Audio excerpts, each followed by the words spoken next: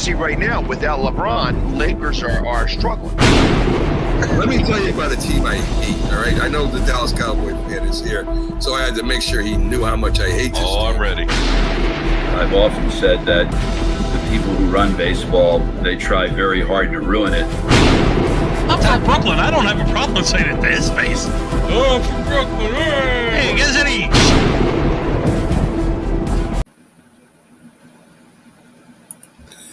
This is a presentation of Northeast Streaming Sports.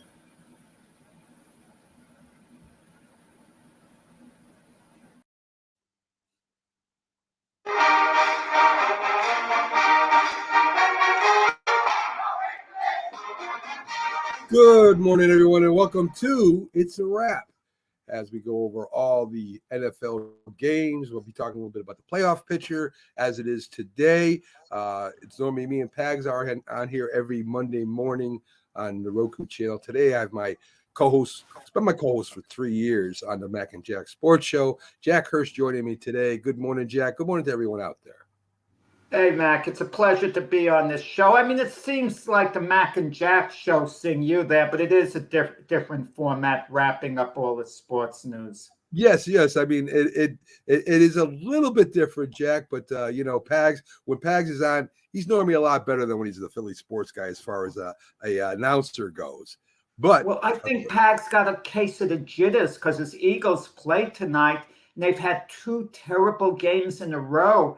And let's see whether they straighten out tonight. They have a tough assignment going to Seattle. He sure does, and he'll be there at the game. He is in Seattle, which I think would be like, I don't know, 4:00 in the morning over there or something like that. So anyway, thank you for filling in today, Jack.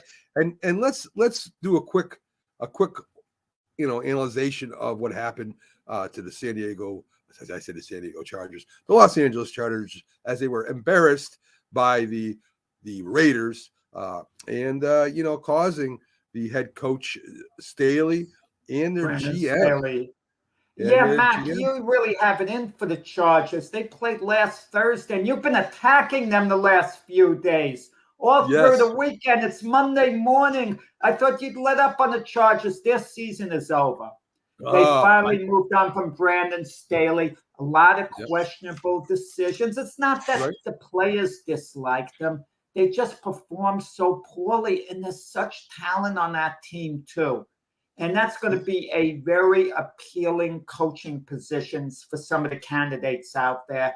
And it's going to be interesting. Whoever gets that job is coming into a good situation, actually. You have a franchise quarterback, Justin Herbert, if you could straighten him out. You have studs on the defensive side of the ball. Khalil Mack, Bosa, and you have the offensive weapons there. It's an appealing job for whoever gets it. And you figure Brandon Staley and, of course, the GM Tom Telesco is the GM that got fired also along. So either they're going to have a head coach that's GM, which we know one of those is leaving the Patriots here at the end of the year, or it's going to be a GM and his head coach. So we'll see what happens. A lot of people thinking Belichick will take that job, that he wants that record, that he does. I know if you're a coach like Bill Belichick, do you want to go out like that, Jack, with a bad season? Mac, if you're in your early 70s, do you really want to uproot all the way to the West Coast? Unless he's so locked into football, so locked in and wants the record so badly, then LA's a good place to go. To keep this in mind, 2 of Belichick's sons are on his staff at New England. So if they go with him to LA, he's with family there. Right. So that makes it much easier. It's not like he's leaving his family. It's not like it's much harder to see them. So it very well might be a very appealing job for Coach Belichick, whose thing is defense. And like I said, they have some great pieces on the defensive side of the ball. So, and Justin Herbert there as well, even though he had a down year, he is their franchise quarterback. So it could be an appealing place for Coach Belichick. With that said, Mac, I don't think Bill Belichick wants to leave New England. The decision would be Robert Kraft. It more or less would be taken out of his hands. Unless Robert Kraft has made a decision, he's bringing in someone else to completely deal with personnel. And Bill Belichick strictly coaches and has no decisions on personnel otherwise. If I'm Bill Belichick, you're probably the top 3 coaches in history of NFL. I just don't think he wants to go out with that record. I don't think the Patriots are close as the Chargers are to building to having. He would have to rebuild the Patriots all over again. That's going to take a couple of years, and the quarterback situation is up in the air. You're going to have to develop another quarterback over there. As you said, you got Justin Herbert. You got a great wide receiver, and you got an all-pro running back all right there. And that would be the easiest situation for him to slide into. And even if I can't think of any other job that he may want to go to, Jack, besides that, if he doesn't stay with the Patriots. Well, but keep this in mind with New England, too. If the season ended today, I'm not sure whether they go number 1, number 2, but Williams and May, the 2 top college quarterbacks, are out there, projected to go 1, 2. And the Patriots could draft one of them. There are a number of other good quarterbacks as well. It depends where they'd be drafting. And they obviously need a quarterback first and foremost. And New England is in position to get their franchise quarterback. But with that said, Mac, how many cases have we seen teams picking at the top of the draft, getting their so-called franchise quarterback, and that quarterback just being so-so? Yes, we've seen quite a few, especially over the last couple of years. Yes. Cincinnati beats Minnesota. A final drive field goal led to the win. For Cincinnati. Jake Browning has been playing very well as the leader there on the Cincinnati offense. Of course, Mixon's been running the ball really well. They've been running the ball more now that Browning's quarterback, which I think is good. It's a good combination. You're not just putting the ball in one guy's hands. Even with Lamar Chase hurt, they still won that game. Big mistake by Minnesota. We talked about it on the Sunday show, Jack. He has 3rd down in less than a yard. He tries to do a push with a wide receiver behind. Twice in a row. They're trying to push. You know what we learned, Mac, about the tush push? There's an art to it. Not anyone can do it. The Eagles have specialized in it. I hope they outlaw that play because no ball carrier should be given assistance like pushing them over the line.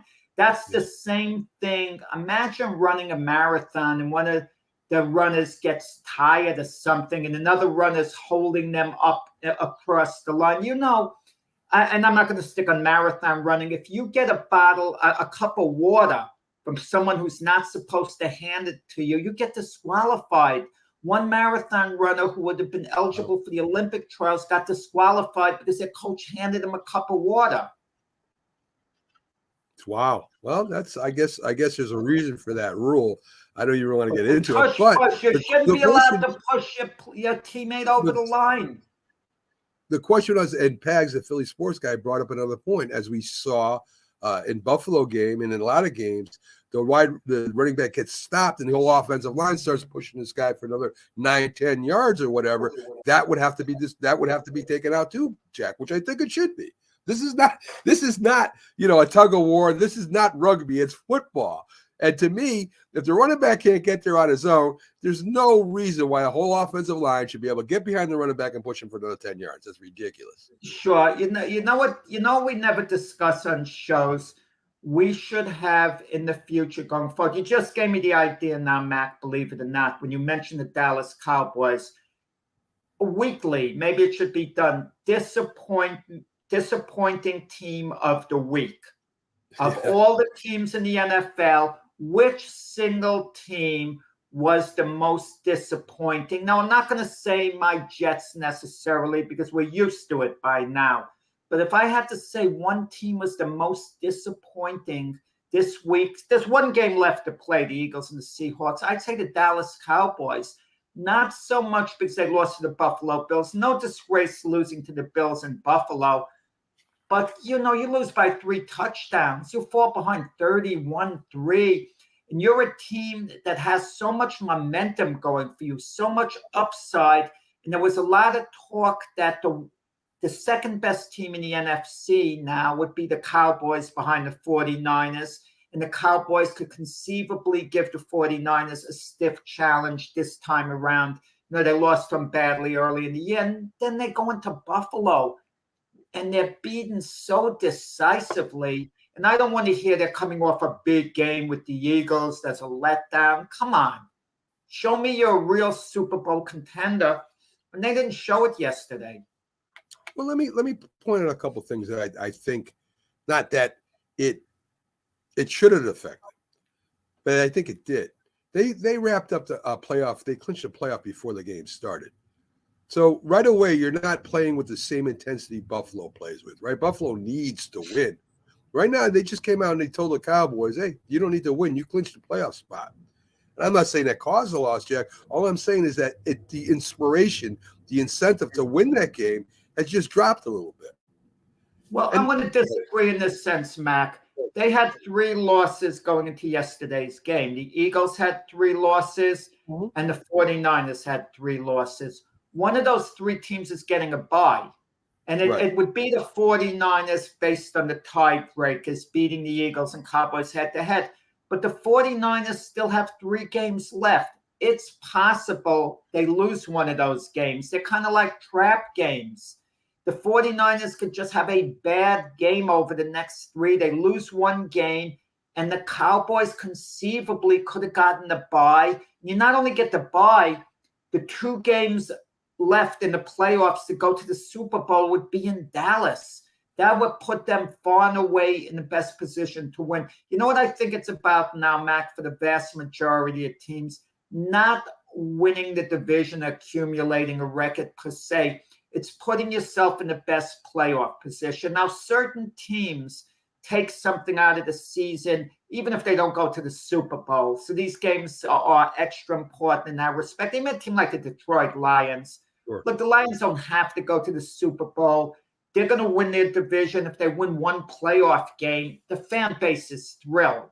They're not really expected to go to the Super Bowl. The thought is, well, we have a chance to go to the Super Bowl.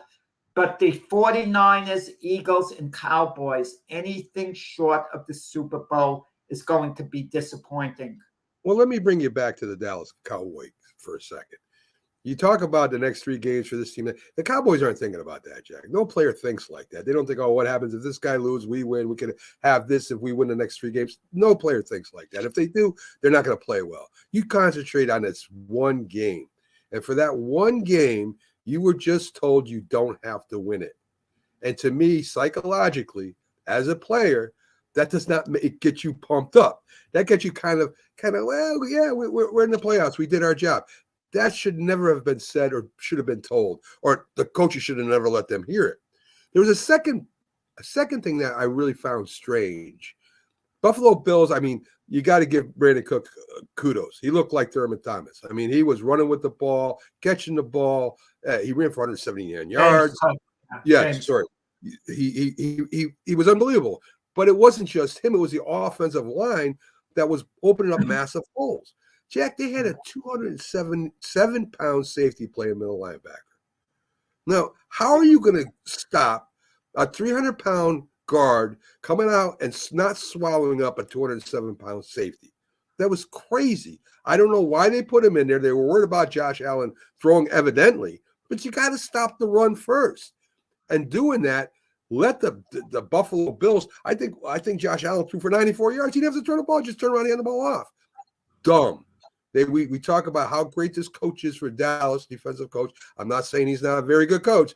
That was a dumb game plan. You've got to stop the run first. And the Dallas Cowboys just got run over. It wasn't even a game in the second half. Ridiculous. Well, James Cook, 3rd-round draft choice out of Georgia. He's been okay since they drafted him a year ago. But Buffalo's main running attack has been their quarterback, Josh Allen.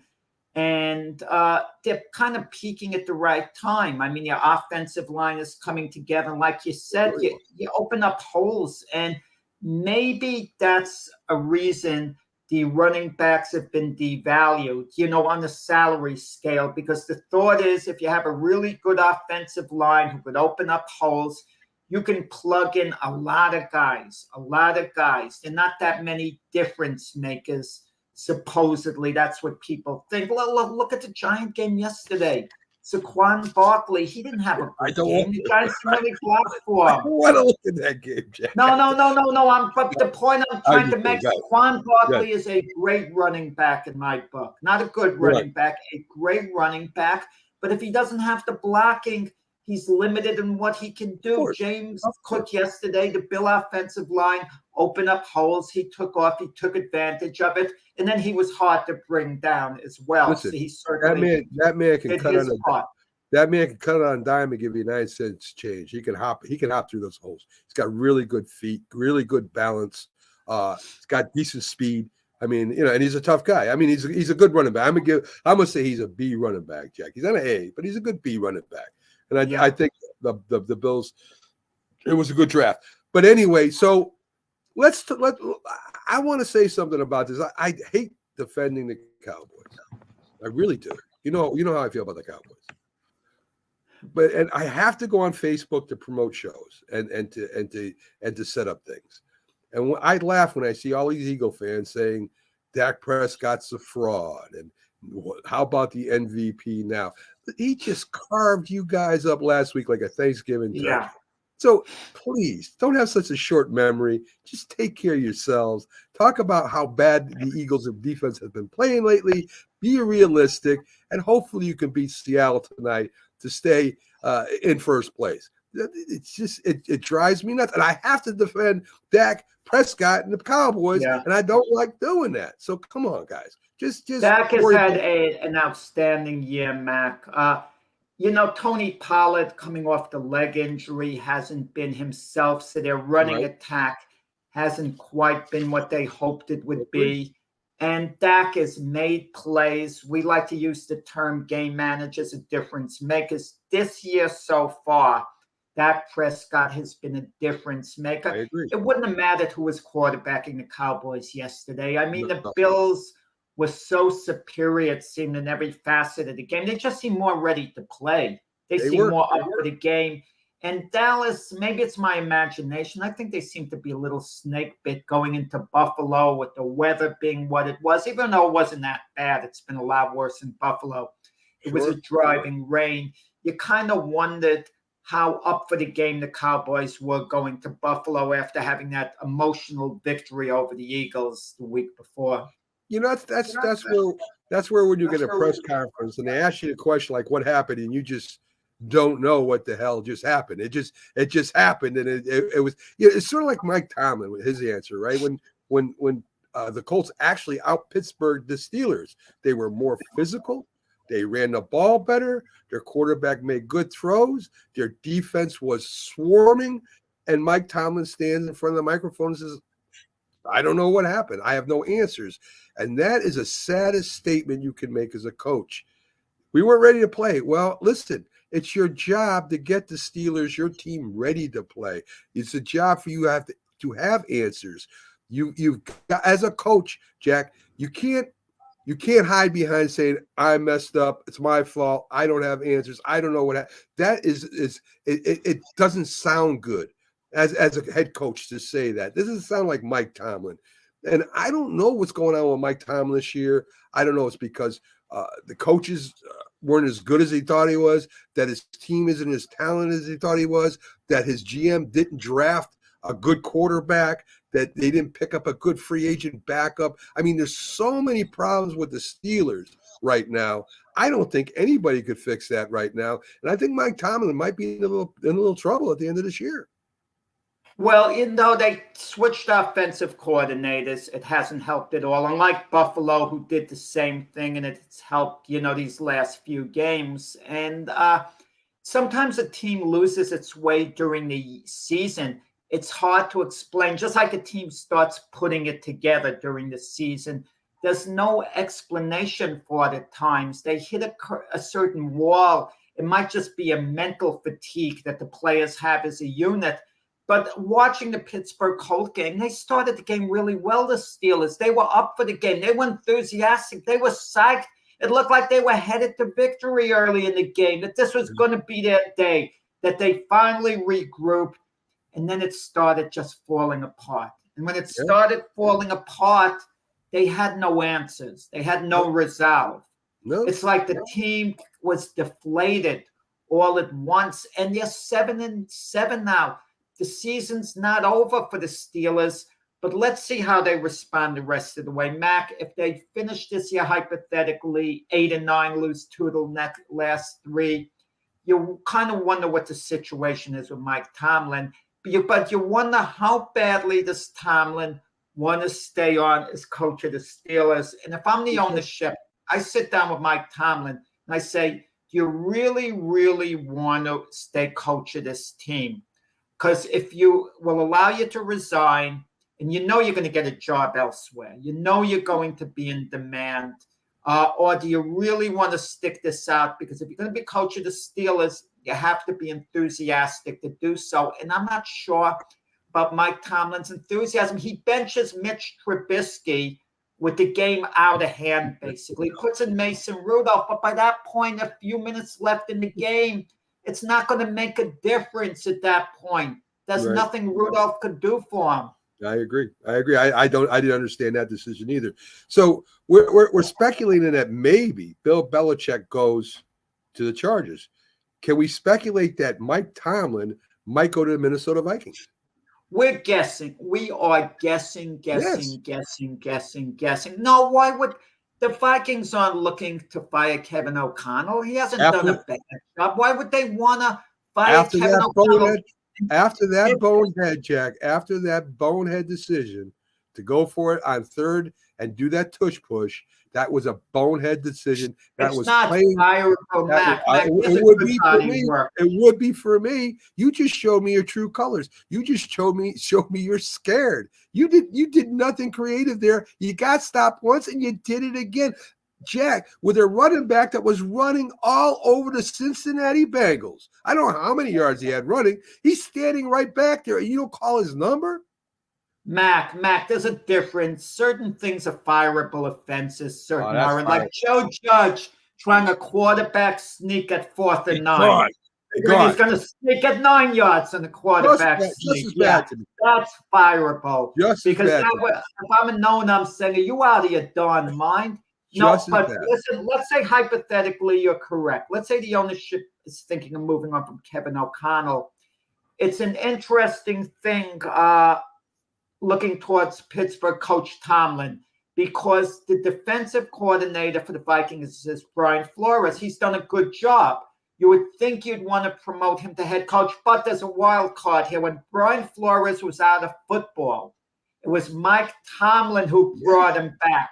So they have a close relationship. So Brian Flores, probably because of his relationship with Mike Tomlin, I would assume it's very, very good because Tomlin threw him a lifeline. I think would accept it and maybe be okay, with Mike Tomlin being the head coach. But Mike Tomlin might not want to go to Minnesota because he'll see his friend Brian Flores is there and think it's not fair to him to be, for me to be head coach. Unless Brian Flores called Mike Tomlin up and said, take the job, I'll stay on as your defensive coordinator. Assistant head coach. Make him assistant head coach, Jack. He would do that. Right. I know he would. So we have resolved the coaching problems for next year. We have Belichick with the Chargers. We have Tomlin with the Steelers. I mean, with the Minnesota Vikings. And you got a pretty good team in Minnesota too. That's not a bad team over there.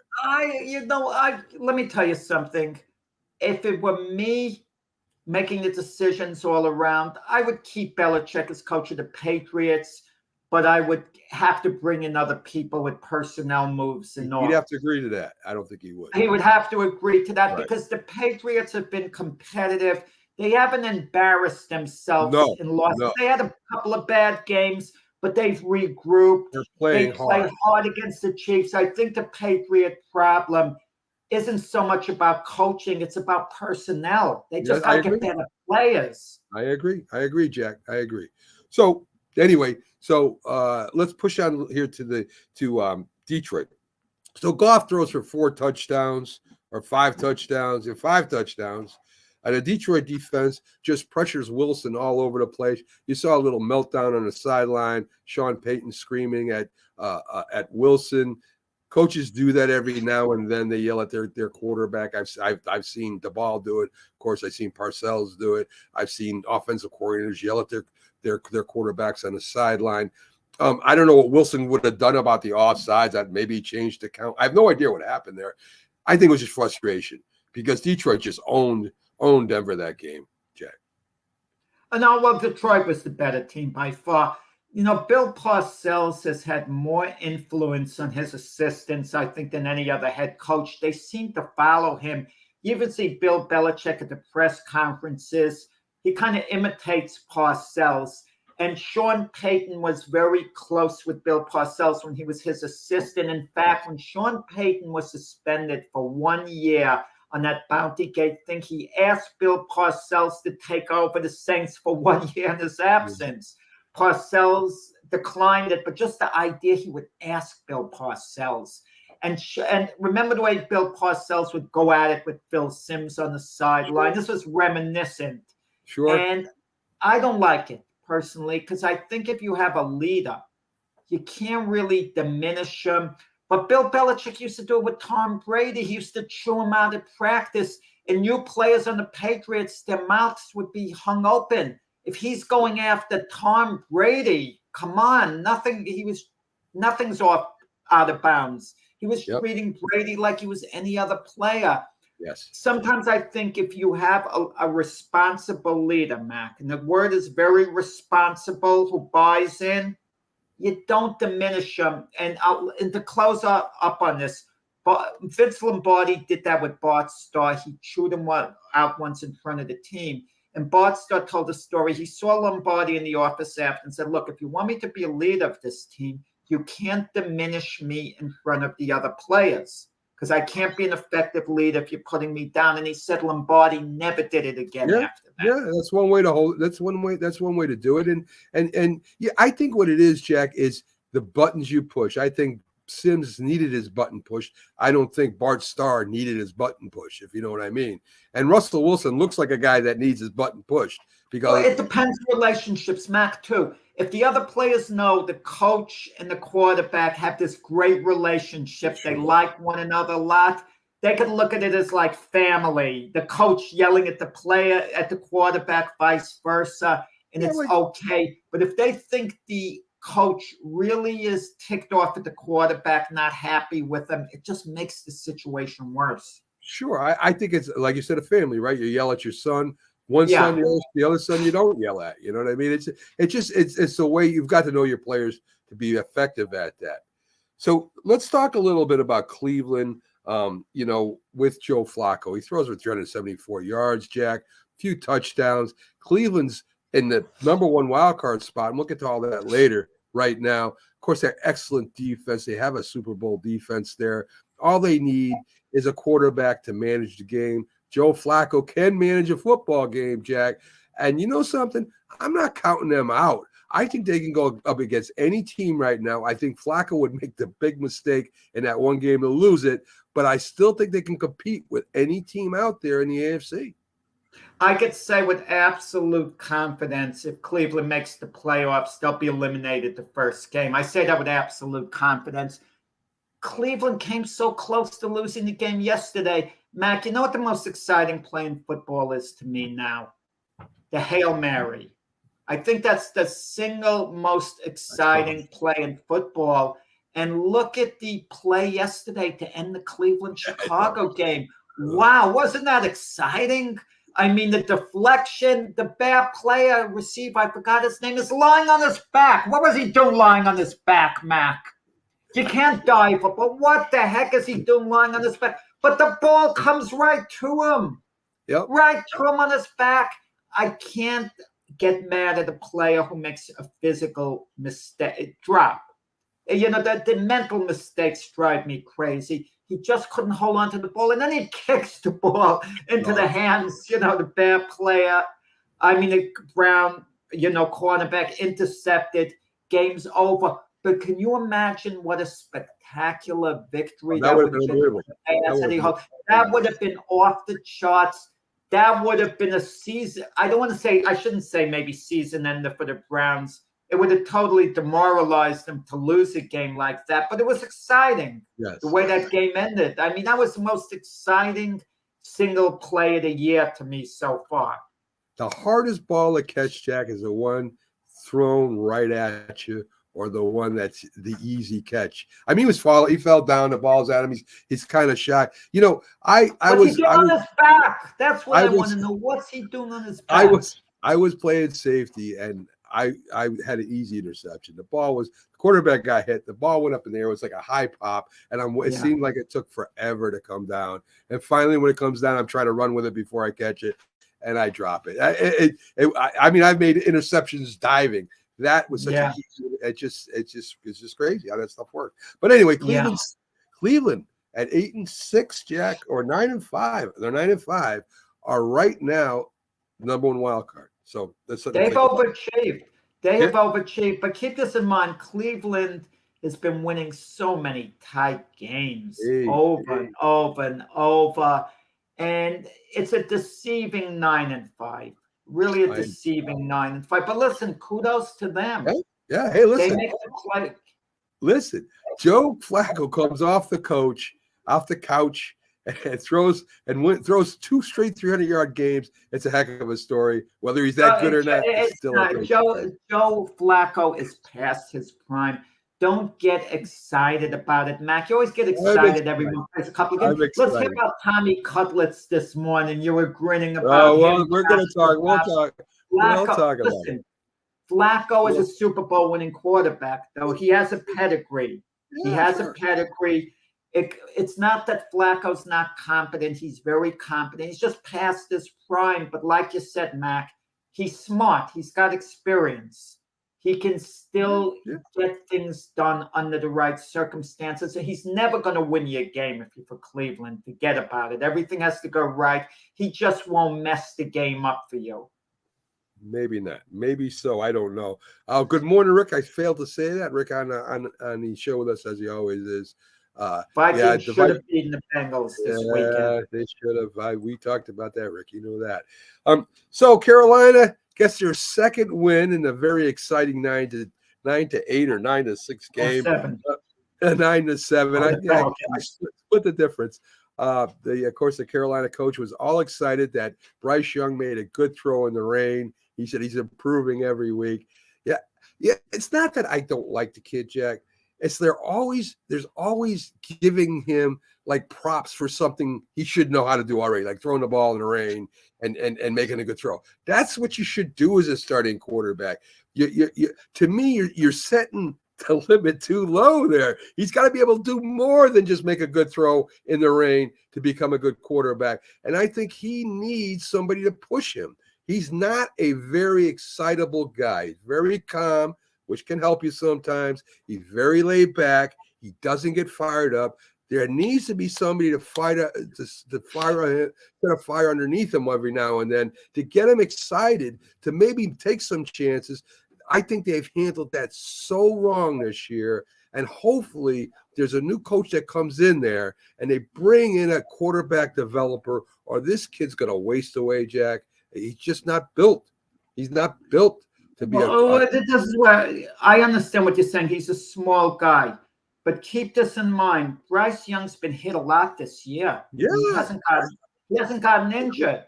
Jack, I'm not saying he's not tough. Showing you he has a little more durability than you anticipated he would have. Exactly. Yesterday, Carolina was losing 7-6. They had the ball deep in their own territory late in the game. And he took them on a long drive where, completed all his passes, looked really good. He actually won them the game yesterday. 9-7, it's nothing to get overly excited about. But that drive and that success he had, I think Bryce Young's biggest problem this year has been C.J. Stroud, the comparison game.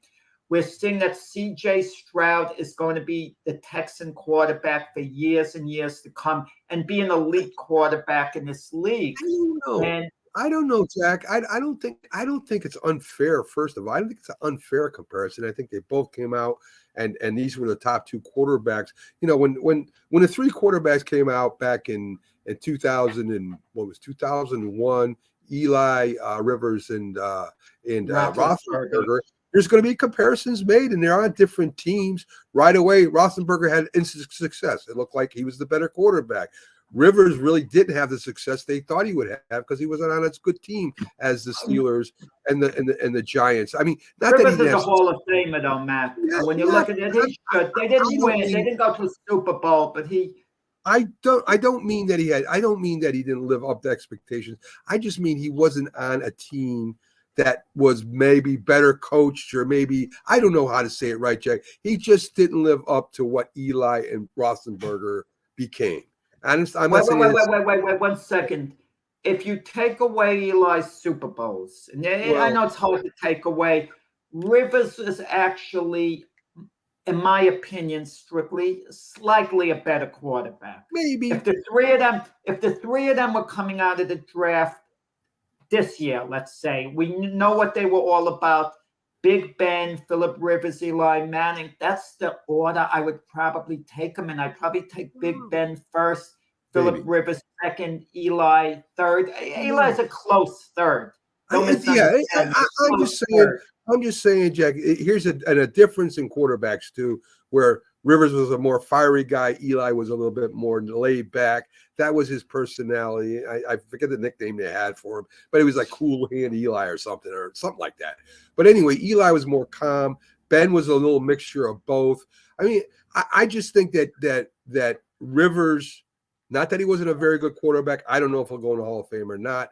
I just think that he was on better, not as good as team as Roethlisberger and the Giants during their time frame. That's all. That's the biggest difference. Would he win a Super Bowl with the Giants? Probably. Well, he had some. He was on some good teams. Yeah, you know what I'm saying. You know what I'm saying. Yeah, I know what you're saying. I know what you're saying. But I will say this in defense of Eli: any other quarterback, you put them in that position against New England, where they had to engineer 2 game-winning drives. Very few quarterbacks could have done what Eli did. Eli was amazing. So in the situation with the game on the line, I put him ahead of Big Ben and Phillip Rivers. Game on the line. That quarterback who I want the ball in his hands. Look, like I said, look what he did in the 2 Super Bowls with New England. He was phenomenal at the end of those games. You got to give Big Ben credit for that one drive against the Cardinals too. I think was in the Super Bowl. Yeah. That was a heck of a Oh, absolutely. Good point, Matt. Excellent. So anyway, so let's get back to today. So Carolina did squeak by them. Hey, listen, good for them. I'm happy they got their second win. Most of the people had left the stadium by that point. And yes. Yeah. Sonia Pearson on a Sunday show said 2 Panther tickets you could get for a cup of coffee. That's how cheap. Did you see the photo? Did you see the photo 18 minutes before the game, Jack? There might have been 10 people in the stands. It was sad. Wow. It's sad. That owner should have never been able to get it by an NFL team. When you don't know nothing about it. You think of the Falcons are 6-8, and they're 1 game behind the Saints and the Buccaneers at 7-7. But when you think of the 2 games the Falcons lost where they could have been in first place yesterday to a very weak Carolina Panther team who had to be demoralized, and they lost to Joshua Dobbs, who came off the street for the Vikings with no practice. That's crazy. I mean, come on. That's crazy. And again, as I was saying, the chairman of the NFL, the CEO, the president, whatever you want to call them, and the owners have better vet these new owners coming in. If they don't know nothing about running a sports franchise, they should not vote them to have a team. Because Carolina is a shame right now. It's a shame what's happened to Carolina. This guy has destroyed that organization, maybe beyond repair. It's ridiculous. So the owners better take heed of that, because these big companies that are buying into these sports that have no idea what's going on are going to ruin these teams. And right now, Matt, I'm going to put myself down. I picked the Panthers to win the division, a weak division. I thought they'd have a losing record. I thought everyone would have a losing record, but they'd go maybe 8-9 because they had a really good defense. I thought Bryce Young would have a decent year. He hasn't. It's been disappointing the year he's had. And sometimes ownership could demoralize a team. I think strong ownership at the top, it trickles down as far as attitude goes, because everyone looks towards the boss. And if the boss is upbeat and they know what he expects. Players see an owner as being a successful person, what he does in business, everyday life, and in Carolina, I think you have like an antsy owner who maybe doesn't understand the game because he's gone through a couple of coaches already. And if he overruled his coaching staff to take Bryce Young over C.J. Stroud, that's not too good of a thing. No, it's not. Baker Mayfield plays like a first-round draft pick as he was taken, Jack, yesterday, 4 touchdowns. Rob, running back White, the running back for Tampa Bay, had a good game. Listen, Tampa Bay, I'm not saying that they're going to raise any kind of cane in the playoffs because I really don't think their team is talented enough to do that. Key positions, they got some talent. I think overall they're not that talented. But Baker Mayfield really has played a good year this year, Jack, coming off that Rams year. I mean, listen, he's in there, he's battling, he's winning, he's taking shots. He's not the most gifted runner or the most gifted passer, but that guy gets it done. He did in college, and he's doing it in the pros. I got to give it to him. I've come to the conclusion with Baker Mayfield, he's good enough to be any team's starting quarterback. I don't mean he's a franchise quarterback where you say, oh, he's my quarterback the next few years, because I don't quite trust him on that level. But if you look at his body of work, he was with the Browns for 4 years. And 2 of the 4 years, he was very good for 2 of the 4 years. Yeah. And the reason the Browns moved on from him because Deshaun Watson was available. And Deshaun Watson at his best is better than Baker Mayfield. He hasn't proved it since he come to the Browns, but he proved it when he was with Houston. And that's the reason they moved on from him. He lost the starting job at Carolina, but then went to the Rams, was a very good backup there. And now he went to Tampa Bay, and why not move forward with him as the quarterback? He's getting it done. Sometimes a quarterback doesn't have to be a top 10 in the league. He can be a middle of the pack starter. And if all the pieces around him are really good, you can win a Super Bowl with a guy like that. And he made some good throws yesterday between Evans and Godwin. Yeah, and Baker Mayfield's getting it done. They're 7-7. Yep. I don't think a lot of people thought they'd quite be that good. And I'll say another thing. If Tampa Bay wins the division and they go to the playoffs, take Todd Bowles off the hot seat. I don't want him to be on the hot seat next year because he would have won the division a couple of years in a row. And I don't want to hear, well, it's a weak division. It's this, it's that. How much better could this Tampa Bay team be with another coach? They're 7-7. I don't care who's coaching them. No one's going to have a team like that at 9-5. I mean, they're like in transition, and they're like tied for first with New Orleans. Yeah, I'm not sure. I don't think Bowles has done a bad job. I don't think he's done anything to make him get fired, especially if he wins the division. I'd agree with you there. Green Bay, Jordan Love has a good game, but again, in the second half, you got to be able to play right off the rip. I know they're a young team. I expected them to beat Tampa Bay and get back in this thing, but I don't think they just don't have the experience to do it, Jack. So, no, maybe next year, maybe the year after. They're just not ready this year. Well, Jordan Love is going to be the quarterback next year. I think he's shown them enough that they're going to move forward with him, and it's growing pains.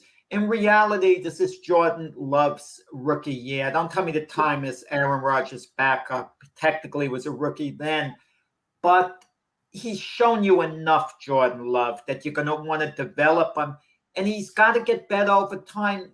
The NFL in this era, Mac, doesn't have that much patience for rookie quarterbacks. It used to be you could make a ton of mistakes as a rookie, and it was okay because you're learning. It's not so much that anymore.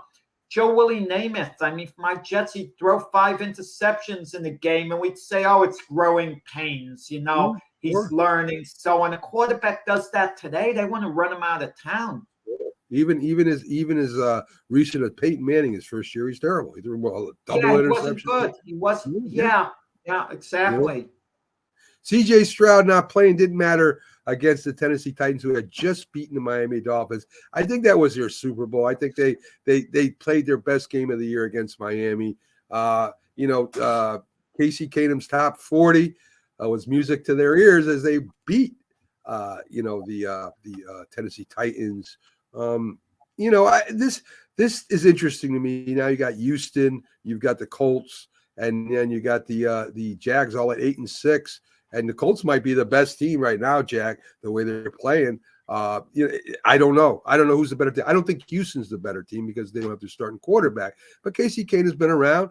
He's serviceable, and they win with him, Jack. So running back Singletary. Tennessee let that one get away. I watched it. That's how you lose. That's how you lose a lot. That's 80% of the time. So Singletary has 121 yards. Brown has 8 receptions, 82 yards, and a touchdown. Keenum throws for 229 yards. Derrick Henry was only held to under 50 yards, Jack. That was the key to that win. DeMeco Ryan might be coach of the year, having the Texans at 8-6 after what they were. For the Texans, if they just win one of the next 3 games and they finish 9-8, it's been a highly successful year.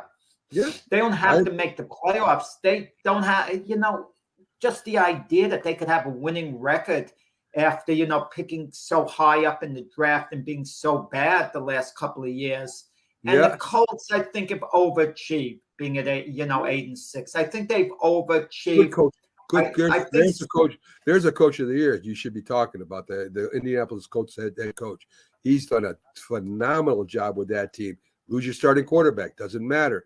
Lose your coordinator. Lose your starting running back. Lose Taylor, doesn't matter. They're still winning. Very, very good job by the coaching staff over there in the Colts. And the effect is felt in Philadelphia, him leaving. The Eagles now have Matt Patricia calling the plays against Seattle. They made like a quick, an audible based on what's happened last, couple of weeks. And Jacksonville Jaguars, if they don't make the playoffs, it's a real step back. They're under the most pressure, those 3 teams, because they won the playoffs last year. Big surprise, winning their division, even though they were only 8-9. They won their division, and then they won a playoff game against the Chargers coming from behind.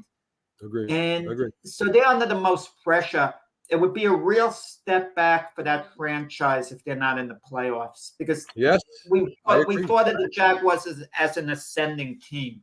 I agree, Jack. I agree. Miami stomps the Jets. Waddle just waddles for about 142 yards and a touchdown. Running back runs for 2 touchdowns. Zach Wilson leaves the game with a possible concussion. The Jets are now definitely not going to make the playoffs. The question for you. You just discovered that.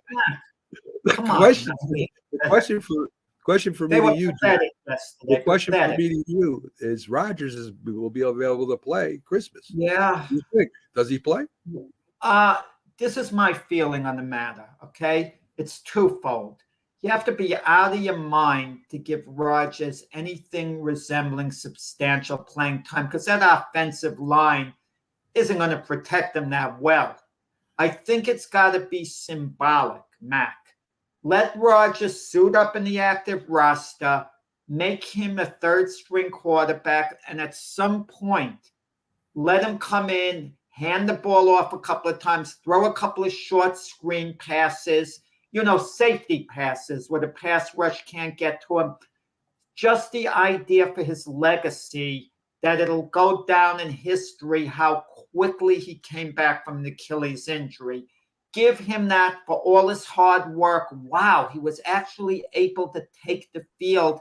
That would be a great moral victory for him, and maybe give the franchise a little something to look forward to next year. With that said, you know what no one talks about? Maybe you have, Mac. Maybe you mentioned it, our producer, Linda, I think you did. Next year, let's say Rodgers comes back completely healthy. He's basically had 2 years where he hasn't been the old Aaron Rodgers, and he's merging on 40.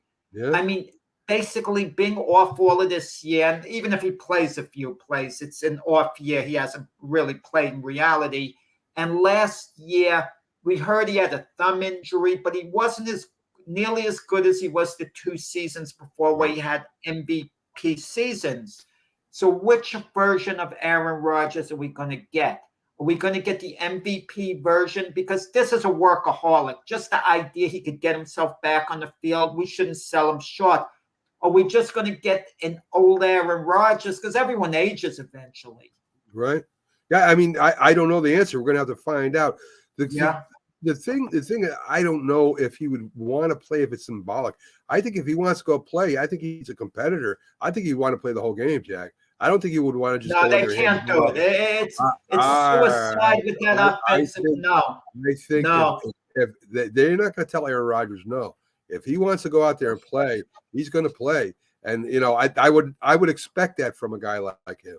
I would expect if they had a chance of going to the Super Bowl, making the playoffs.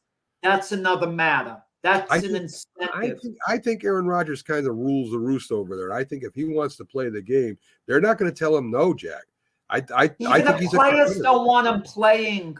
They asked DJ Reed, and he said, we're not in this. It's like I'm just. It's not going to be up to him either. It's going to be up to Aaron Rodgers. And if you're going to suit him up and put him on the roster and put him on the field, he's going to want to win. He's not going to want to go out there and lose.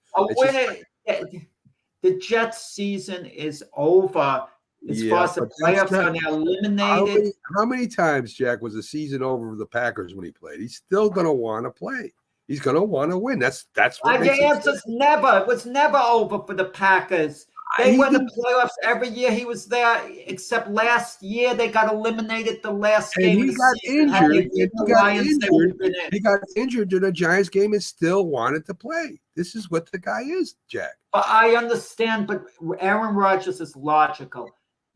He's demoralized with what's going on with this team. This is a guy who's been on the sidelines for virtually every game, being very supportive of his team, showing leadership qualities, hasn't been absent. Kudos to Aaron Rodgers for the support he's shown his teammates.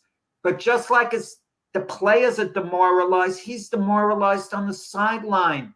He has to do some serious thinking. We're going to know by Wednesday whether they activate him or not. I will say this, Mac. If they activate him, at some point before the season's over, he'll see the field. Okay? He'll play. I personally think it's going to be limited. It should be limited. Just the idea that he's back and giving the team something to think about next year. If Aaron Rodgers plays just a little bit, throws a touchdown pass or two, can you imagine the excitement? Wow, we're going to have Aaron next year. It gives you a little more hope in the offseason. Yeah, I mean, listen. If anybody knows about hope, Jack, it's the Jets and Giants. Giants hopes went down the drain. The Tommy DeVito feel-good story has come to an end, in my opinion. I see all the excuses for Tommy DeVito. Now his offensive line can't block it. It never started to be the Tommy DeVito story. It never started. It was fun. It was fun. In New York. In New York, it was a story, Jack. Listen, if he becomes the second-string quarterback next year, if he does, and he works a little harder, maybe he'd be a good second-string quarterback. He's not a starting quarterback. Giants got to go out, get a better backup. But if I'm the coach, Tommy DeVito has a roster spot, third-string quarterback. They will draft a quarterback, as I've been saying all along. And Daniel Jones will start next year in his last year, and they will be getting this quarterback ready to go the following year. I think the ball will handle it that way. I think DeVito is a favorite of the ball right now. They have meetings every day, these two, and it's a project for him. It's something for the ball to have fun with. Wait a second. Yesterday, I got to call you out, and I got to call Jeff Code out. Okay, I think Thibodeau has a lot of ability now, really, and he's had some really good games. But what I said about not showing up, you got to show up each week. I read a report they wrote. Thibodeau, they thought, was in a witness protection program. I didn't see the game. The whole Giants defense was in a witness. Down in Florida. I didn't get to watch the Giant game, but I heard it was a complete non-factor. It was terrible. They controlled Dexter Lawrence. That was they said their biggest worry was Dexter Lawrence, and they double teamed him and triple teamed him, and they basically listen. The Saints just beat up the Giants. Thibodeau was playing as hard as he could. The other outside linebacker played better than Thibodeau did. They kind of ran inside Thibodeau. They handled him, and they ran the ball very well. And when they threw the ball, they had plenty of protection. Nobody was getting to Derek Carr yesterday. He had one of his better games of the season. But the star of that, whether you like him or not, was their running back. He had a really good game catching the ball, running the ball. Kamara it was the star of the game, really. So Carr did have he didn't go throw for 300 yards. I think that's one of the reasons why they won. Who is winning the division, New Orleans or Tampa? To me, that's a good question because I think they're going to play. I think they're playing each other. I think that's when it's going to be decided. Okay. I think the Saints have more talent right now on the field than Tampa Bay does. But for some reason, man, I think I don't know if Carr can win that big game, as you said, and I think that Baker could. We'll see. It's going to be interesting. That's one of the interesting. You know what's interesting about that division? The winner of that division and then let's count the Falcons out, okay? Even though anything's possible. Sure. Between the Saints and the Buccaneers, they're going to host a playoff game. And in all probability, it's just about a certainty, they're going to host the first game against either the Eagles or the Cowboys. Very interesting. And Sorry, my bad. I muted the wrong thing. Right, the Eagles and the Cowboys having, the type of year that they're having compared to the Saints and Buccaneers. It happened last year. The Cowboys had to go to Tampa and win the playoff game, first game. Yeah. It's going to be interesting. It's all interesting to me. Unless Seattle, the lowest seeded wild card, will go play the second seeded or the third seeded. They may end up playing Detroit. I don't know. I think that's So anyway, real quick, we'll go through this. Because we're running out of time, but that was a lot to cover. So we do have the playoffs coming up. The playoff picture, AFC right now. Baltimore's clinched the playoff spot at 11-3. We'll have home field advantage if they continue winning. Miami currently is second place. Right now, the Chiefs are in third spot at 9-5. They have the Jags, as I said, they own the tiebreaker. If they win out, they'll be the fourth seed. But you do have the Colts that are just behind them, and also the Texans just behind them. So they're all at 8-6 right now. The Browns with Flacco are the best wild card team at 9-5, followed by Cincinnati. And then you have everybody else. I mean, those two, that's what it would be right now. Buffalo may be the best team in the AFC right now next to Baltimore. May not get in the playoffs, Jack. That might be like New England way back when they were 11-5 and didn't get in. There's a strong possibility Buffalo may not get in the playoffs. If Miami wins head-to-head matchups, it's going to sort itself out. But certain of those early season losses, they always come back to haunt you late in the year. Yeah. Games you absolutely should have won. You didn't finish off, a missed kick here, a drop pass there. Teams kind of let get away. But Buffalo at 8-6 now, they have things in their own hands the way they're playing. If they play really well the rest of the way, like you even mentioned, certain teams like Pittsburgh, can they rebound? They could still make the playoffs. If they can, hypothetically, they can rebound. They could. But the way they're playing now, you got to look at it. You got to look at it. We tend to write them off. Yeah. You got to do the eye test. But they're going to be a lot of head-to-head matchups. That's true. That's true. I think everyone is. Some teams are playing to get in the playoffs. Other teams are playing for playoff position. Cleveland and Cincinnati be playing each other. Like you said, there's a lot of teams that'll be going head-to-head. Next week, we'll get the NFC playoff picture. Jack, thanks for joining me today. It's always, I love working with you anyway. So anyway, guys, we'll be back on the Mac and Jack Sports Show on Friday. You can see Jack tonight with Frank on Glove Fist at 7 p.m. And Start Spreading the News will be on at 9 p.m. So we got a busy day over there on right here on the Roku channel, on Facebook. Stay here on the Roku channel, and we'll see you tonight. Glove Fist, Jack Hirsch, Frank Latirzo with a special guest. Check out the promo. You'll see it. Have a great morning, everybody.